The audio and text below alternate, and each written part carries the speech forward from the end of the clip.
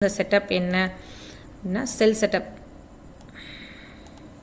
இப்போ இதுக்கான ரீடெஸ்ட்மெண்ட் மூவ் ஆகிட்டு நம்மளுக்கு என்ட்ரி எடுத்து ட்ராப் ஆகணும். நம்மளோட டார்கெட் என்ன? ஸ்விங்கோட லோ டார்கெட் அச்சீவ் ஆகலை. ஓகேங்களா?